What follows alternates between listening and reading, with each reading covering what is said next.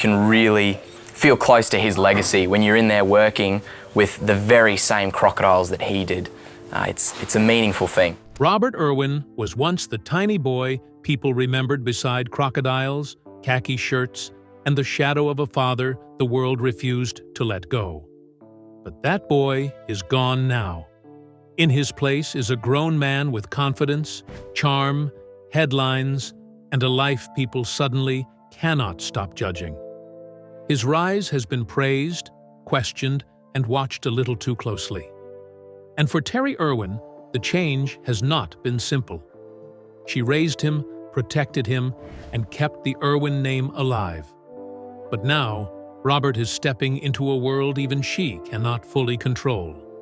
Join us as we look at the transformation that changed how the world sees Robert Irwin, and what it may mean for the mother who never stopped standing beside him. The baby who started a worldwide debate. Robert Clarence Irwin was born on 1st December 2003 in Buderim, Queensland. And from the start, his life was never going to be ordinary. He was born into a family the world already knew. His father was Steve Irwin, the Australian conservationist who became famous through The Crocodile Hunter.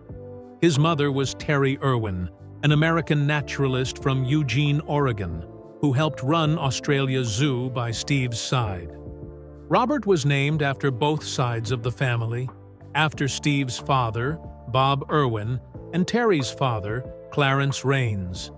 He also had an older sister, Bindi, who had already become part of the Irwin story.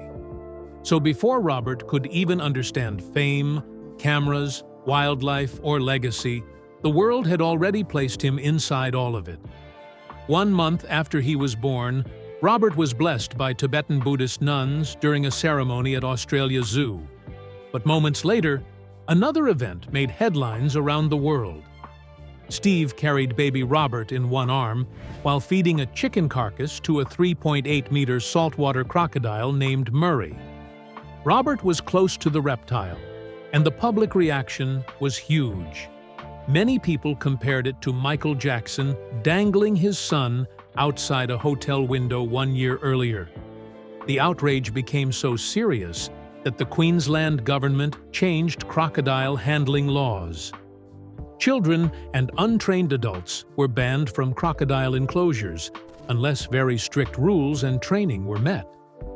It was a dramatic start to Robert's public life, and it showed how closely people were already watching this family. This is why Robert's story never starts like a normal childhood story. It starts with love, cameras, danger, and a family name people already felt they owned. Before he had a voice of his own, strangers were already arguing about his life. The love story that built the Irwin name. To understand Robert, you have to understand the two people who shaped his world. Terri Elizabeth Rains was born on July 20th, 1964, in Eugene, Oregon. Her father, Clarence Rains, served in the U.S. Navy and later worked as a lieutenant for the Eugene Police Department. Her mother, Judy Rains, was a school teacher. Terri grew up with two older sisters, Bonnie and Patricia, and a half-brother named Rolf. Her life changed in 1991 when she visited wildlife rehabilitation facilities in Australia and met Steve Irwin.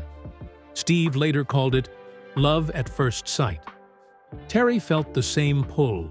She said there was no one like this anywhere in the world, and described Steve as sounding like an environmental Tarzan, a larger-than-life superhero guy. 4 months later, they were engaged. On June 4, 1992, they married at the First United Methodist Church of Eugene. Their honeymoon was not beaches and quiet dinners. Steve and Terri spent it trapping crocodiles. Footage from that trip became the first episode of The Crocodile Hunter, which began on Australian television in 1996 and later reached North America. The show grew into a worldwide hit, seen in the United States, the United Kingdom, and more than 130 countries.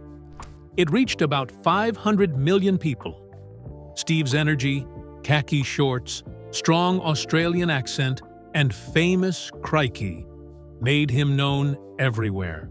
But behind that global fame was a family building a life in Birrawa, Queensland.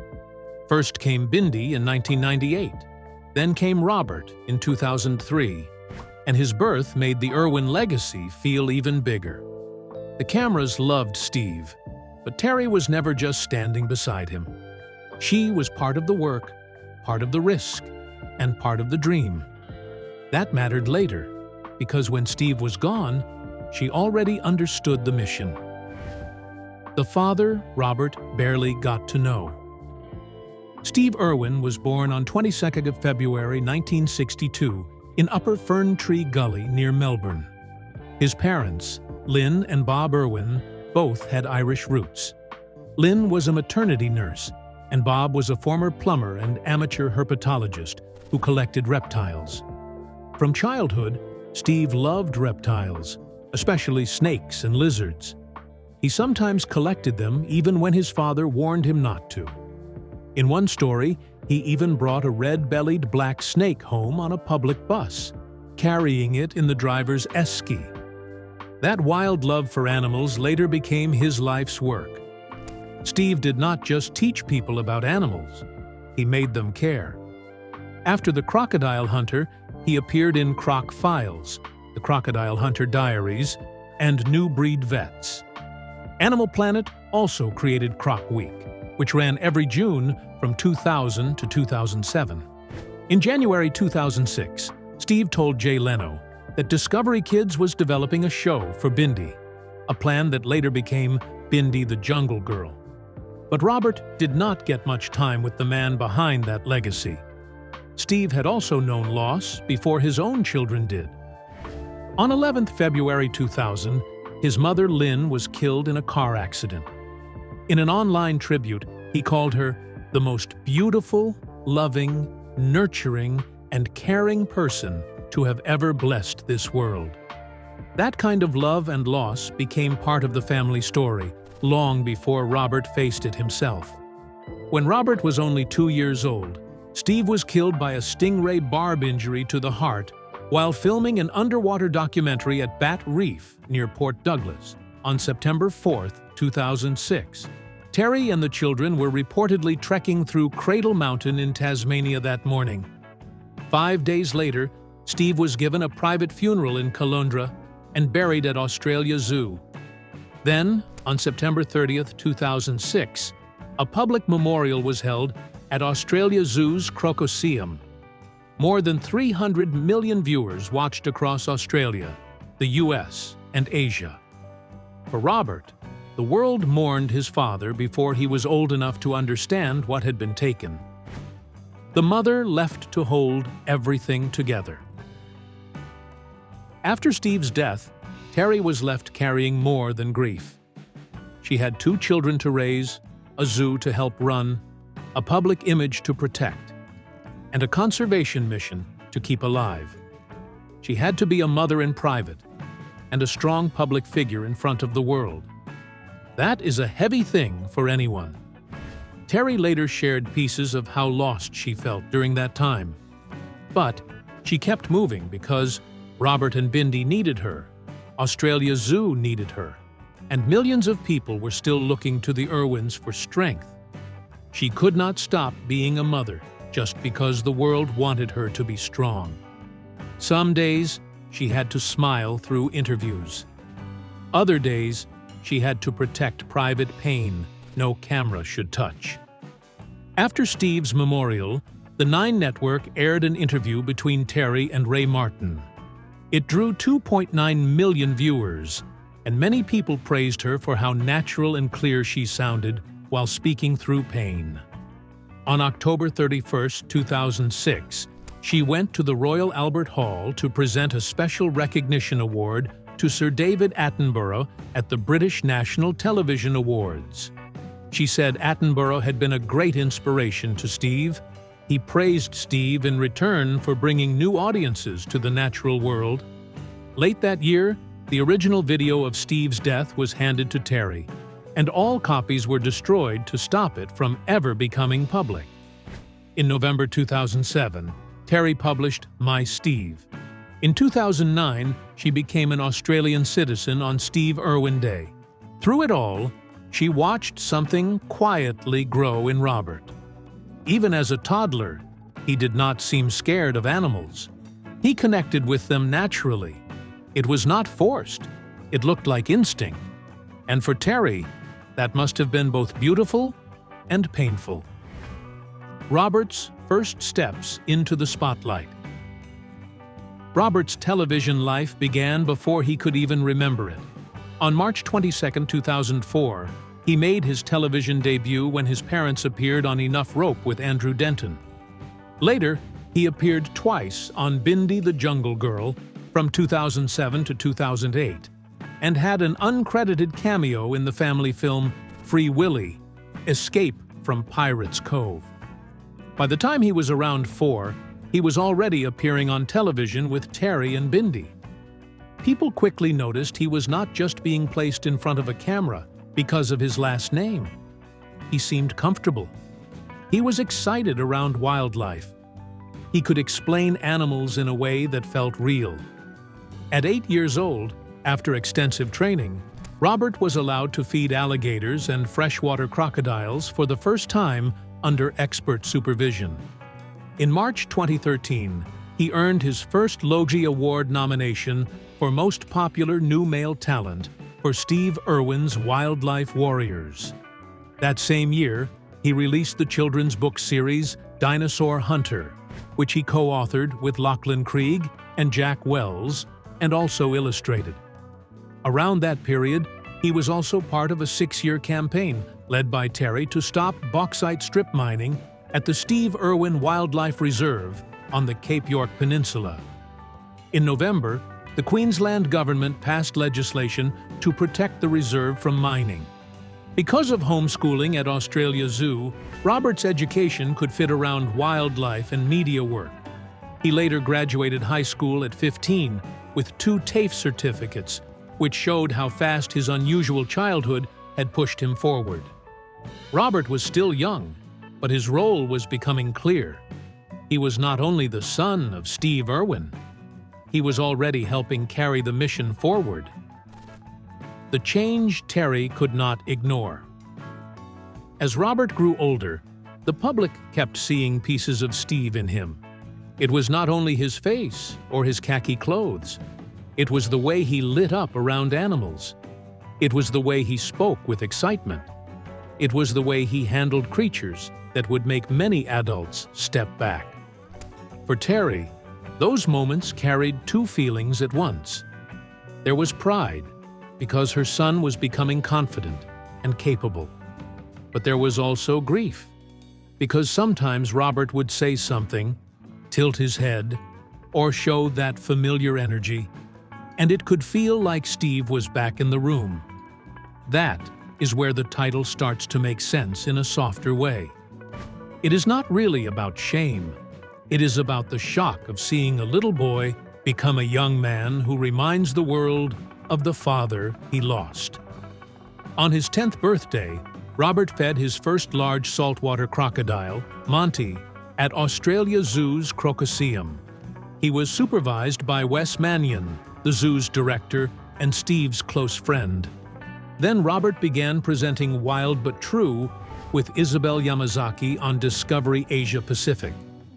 The show explored biomimetics and was later nominated for Best Kids, Factual at the International Emmy Kids Awards. He also appeared on 10 Deadliest Snakes with Nigel Marven. By 2016, his photography was gaining notice too. He became junior runner-up in Australian Geographic's Nature Photographer of the Year competition for an image of a large male saltwater crocodile resting on a riverbank in northern Queensland. Photography became his own path. He started at 6, later received a Canon EOS 700D, and saw it as an individual way to continue the work. But even as Robert began building something that belonged to him, the world still kept looking for Steve in every move he made. Finding his voice under Steve's shadow. Most people still saw Robert as the little boy with the big smile who grew up around wildlife sets. But Robert was quietly becoming his own person. He had to carry a legacy linked to a father he barely remembered, and every public appearance came with pressure. Every animal he held, every interview he gave, and every message about conservation was compared to Steve. That could have made him shrink. It could have made him copy his father completely. Instead, Robert found a voice that felt his own. In 2017, he began making regular appearances on The Tonight Show starring Jimmy Fallon.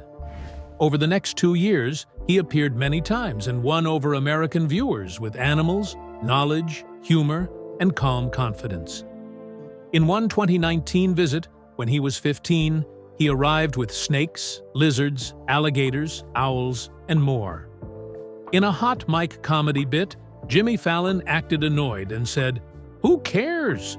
when Robert asked if he wanted to see Wally the alligator or a huge albino python. Robert fired back perfectly. "What if I said, 'Who cares?' about one of your little knock-knock jokes, huh?" Then he joked, "What if I crapped all over your career? Would that upset you?" Fallon even teased the famous Irwin shorts, saying, "Put some pants on, okay? It's February." Then he went on stage, realized the mic had been on, and greeted Robert with, "Love the shorts." It worked because Robert was not just an animal kid anymore. He had timing, charm, and confidence.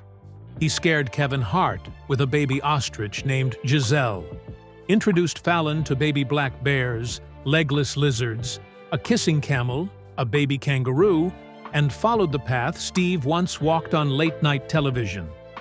Steve had taught Conan O'Brien how to wrestle a crocodile in 1995, brought a Burmese python in 1997, and visited Jay Leno with a grumpy alligator in 2002. But this time, it was Robert standing under the studio lights. The same khaki was there, the same family name was there, even that same bright spark was there. But something had changed. He was not just reminding people of Steve anymore. He was showing them who Robert Irwin could become. The role that made Terri look twice. By 2018, Robert Irwin was stepping into a much bigger role than anyone expected. He was stepping into bigger rooms, and the world was starting to see him differently. In April 2018, Robert stood with Terri and Bindi as they unveiled Steve Irwin's star on the Hollywood Walk of Fame. It was a proud family moment, but also a heavy one. They were honoring Steve, while Robert was becoming old enough to carry that name in public. That same year, the family also met Charles, Prince of Wales, at Lady Elliot Island to discuss the future of the Great Barrier Reef. Robert's work was not only about television anymore, it was tied to real conservation. His photography also kept growing. He became a junior finalist for Australian Geographic's 2018 Nature Photographer of the Year, with a sunset image from the Great Dividing Range. Then, in October, he took on Australia Zoo's daily crocodile feeding demonstrations, a job once held by his father. That step said a lot. It showed trust, training, and courage. But for Terri, it must have been more than a career move. Her son was now standing where Steve once stood, in front of crowds, with danger close and confidence in his voice. Around the same time, Robert starred in and co-produced Crikey. It's the Irwins with Terri and Bindi. The show followed their work at Australia Zoo across 4 seasons. It brought the family back to the kind of wildlife television that made Steve famous. But Robert was no longer just watching from the side. He was part of the heart of it. And that was only the start. The side of Robert the world had missed. Robert's name also became stronger in wildlife photography. In 2018, he was highly honored in the youth category at the Nature's Best Wyndland Smith Rice International Photography Awards for a photo of a tundra swan. at the Klamath Basin in Oregon. That image was shown at the National Museum of Natural History in Washington, D.C. Another photo, showing a huntsman spider in midair while holding a dead frog, was highly commended in the youth category at the Wildlife Photographer of the Year Awards.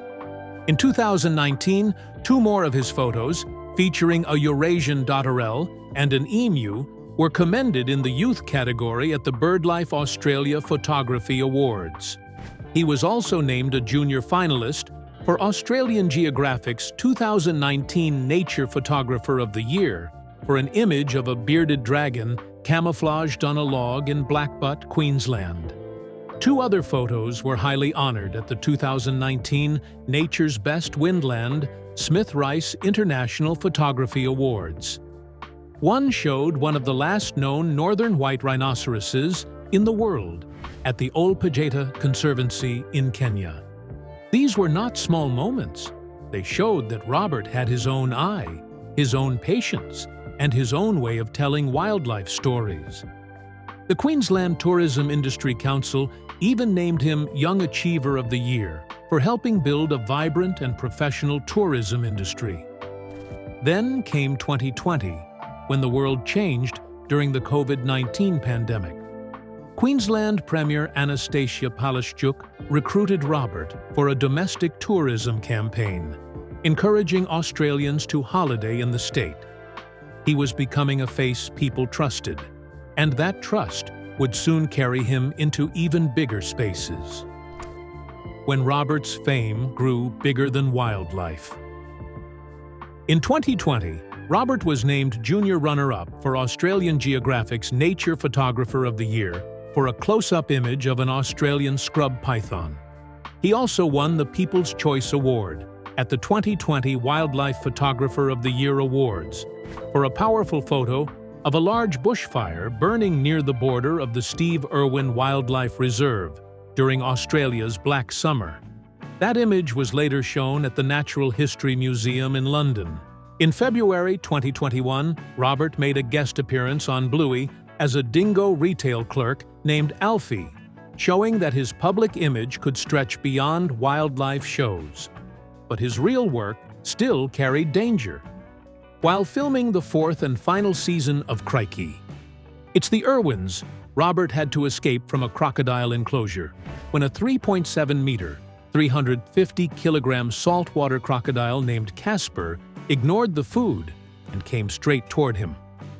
Robert climbed the enclosure wall in time and was not hurt. In May 2022, he surprised fans by performing with the original members of the Wiggles at the Brisbane Entertainment Centre. Then, in October, he published his first photo book, Robert Irwin's Australia, with all proceeds going to wildlife conservation. By October 2023, Robert replaced veterinarian Chris Brown as co-host of I'm a Celebrity, Get Me Out of Here, beside Julia Morris. He agreed to host only if the show stopped using wildlife products. 2 months later, GQ Australia honored him as Social Force of the Year. For that first hosting season, he earned Logie nominations and was named by Media Week as a rising star in advertising, media, and marketing.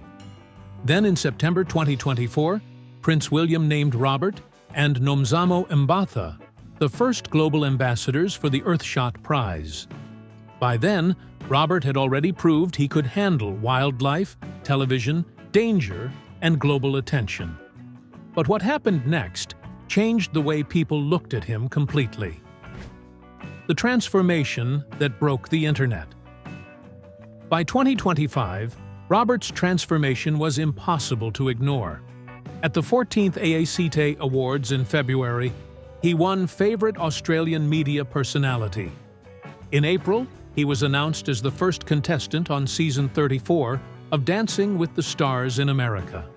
By the next month, he had taken on a managerial role at Australia Zoo and joined the board of Wildlife Warriors, the non-profit group tied to his family's mission. Around this time, Robert's public image changed fast. He had spent his whole life in public because of his parents' fame, something he admitted felt weird. But as he became an adult, people were no longer only talking about his wildlife work. They were talking about his confidence, his looks, and the fact that the little boy in khaki had clearly grown up. His Bonds underwear campaign brought huge attention and reportedly generated over $80 million in earned media value. Terri spoke to Stellar about the reaction and remembered Steve telling her, "It wasn't until I started filming and became the crocodile hunter that girls looked at me twice." Then she added, "So on one hand, cool for Robert to have flattering attention, and on the other hand, it's a lot." That line carried the truth of the whole story. Terri was proud, but she was also watching her son become a grown man in front of the whole world. And the world was not quiet about it. By then, Robert had already become a major name in Australian popular culture. He had been named to the Time 100 Next list, with Bindi ranked as one of Australia's most influential social media figures, and even became the youngest Australian with a Madame Tussauds Sydney wax figure. But the praise was not only about looks. Robert's comfort on camera made people see him as a genuine voice in wildlife conservation. He did not try to act cool or distant. He laughed openly, celebrated others, and made his rise feel real. That made his transformation feel less like a media moment and more like something Terri had carefully protected for years. And it kept growing stronger every year. Love, rumors, and the family boundaries. Robert is warm and friendly with the press, but he still tries to keep his private life protected. He dated Rory Bucky, the niece of actor Heath Ledger, from August 2022 to February 2024. He has also been open as an LGBTQ ally and has encouraged men to speak up for women's health. By January 2025, reports claimed Robert had been advised to set stronger boundaries with Terri if he wanted future relationships to work. One insider said there had been an expectation that Robert would announce a relationship with former Australia Zoo staff member Charlotte Briggs. But the plan went cold before he left for South Africa to host I'm a Celebrity. The same source claimed Robert was told, "You are going to need to move out of the family home if you want to make your next relationship work." Other claims said Terri wanted Robert focused on his career and was not ready for him to be tied down. Still, one thing stayed clear to the public. Robert remained very close to his mother. In 2025, he told people he was still single and joked about waiting for an American tourist, just like his dad met Terri and Bindi met her husband. After the Bonds ad, he laughed that Australia Zoo had seen a rise in American visitors. But underneath the jokes, he said he wanted a relationship like his parents had. He called Terri the most brave, steadfast, determined human being he had ever met. He said she was a great leader, a great mother, and a hero. And soon, Robert would get the chance to show that love for Terri in a way no interview ever could. The performance that left Terri in tears. On September 16, 2025, Robert made his Dancing with the Stars debut. He was the first star announced for season 34 and quickly became a fan favorite. People loved his energy, and his flirty jive relay with actress Xochitl Gomez sent fans into a frenzy. But the deeper story came when Robert spoke about Steve. He told people in September 2025, "He's still part of me every day." He said Steve was part of every conversation, every photo, every memory, and every news story. Then came the moment that brought everything back to Terri. During Dedication Week in October 2025, Robert performed a deeply emotional dance for his mother. He said, "If there's one person in my life who has truly shaped who I am, it's my mom." He described Terri as strong, stable, funny, vulnerable, and the kind of person he wanted to become. The routine was set to "You'll Be in My Heart," and Terri joined him on stage at the end. The ballroom was in tears.